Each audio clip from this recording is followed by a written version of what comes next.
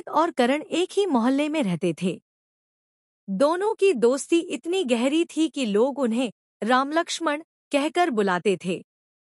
वे साथ स्कूल जाते, साथ खेलते और अपने सारे राज एक दूसरे से बांटते। उनकी दोस्ती की मिसाल पूरे स्कूल में दी जाती थी। लेकिन एक दिन एक छोटी सी बात ने इस मजबूत रिश्ते में दरार ला दी। स्कूल में विज्ञान प्रोजेक्ट का कंपटीशन था। रोहित और करण ने साथ मिलकर एक शानदार मॉडल तैयार किया था, एक सोलर कार। दोनों ने दिन रात मेहनत की थी।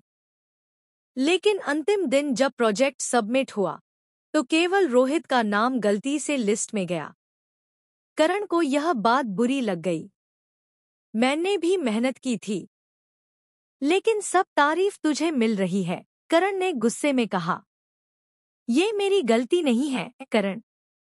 मैंने किसी को नहीं कहा कि मेरा ही नाम लिखा जाए। रोहित सफाई देता रहा, लेकिन करण की नाराजगी बढ़ती गई। धीरे धीरे दोनों ने एक दूसरे से बात करना बंद कर दिया। अब दोनों अलग हो गए। रोहित उदास रहता, पर बार बार सोचा करता, अगर करण मेरी जगह होता, क्या मैं भी उससे ऐसे नाराज हो जाता?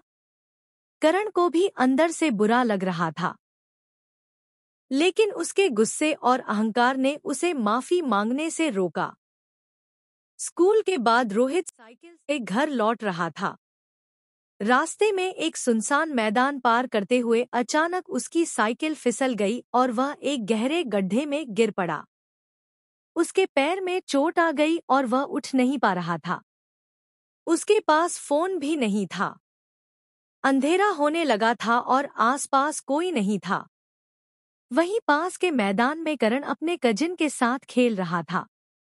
उसने अचानक किसी की मदद की आवाज सुनी, कोई है, प्लीज मदद कीजिए। वह तुरंत आवाज की दिशा में दौड़ा। जब उसने देखा कि रोहित घायल है, तो बिना एक पल गवाए वह गड्ढे में कूद पड़ा। रोहित, मैं तुझे यहां से निकालूंगा, बस पकड़ ले मेरी बाह। रोहित की आंखें नम हो गईं। उसे सबसे ज्यादा आश्चर्य यह हुआ कि उसकी मदद करने वाला कोई और नहीं, करण था। वही करण जिससे वह अब महीनों से बात नहीं कर रहा था। करण ने किसी तरह रोहित को बाहर निकाला और उसके घर तक पहुंचाया। उस रात डॉक्टर ने बताया कि चोट गहरी थी, लेकिन समय पर मदद मिलने से स्थिति संभल गई। अगले दिन करण रोहित के पास बैठा था। दोनों कुछ देर चुप रहे। फिर रोहित बोला, तू नहीं आता तो शायद मैं वहां फंसा ही रह जाता। करण, तुझे बहुत मिस किया यार। करण की आंखें भर आईं। मुझे भी बहुत दुख हुआ। शायद मुझे तुरंत बात करनी चाहिए थी। माफ कर दे दोस्त। अब दोनों पहले से भी ज्यादा पक्के दोस्त बन गए थे। लेकिन इस बार वे एक दूसरे के जज्बात को और बेहतर समझते थे।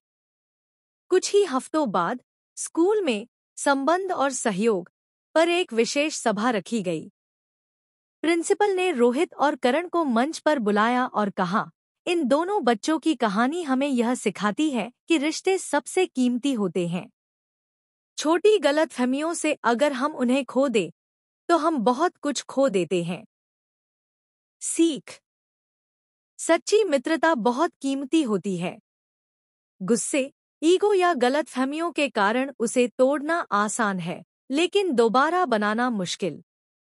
अगर दोस्ती में सच्चा अपनापन है, तो माफ करना, समझना और साथ निभाना जरूरी है। एक अच्छा दोस्त ही वो खजाना होता है जो मुसीबत में सबसे पहले साथ खड़ा होता है।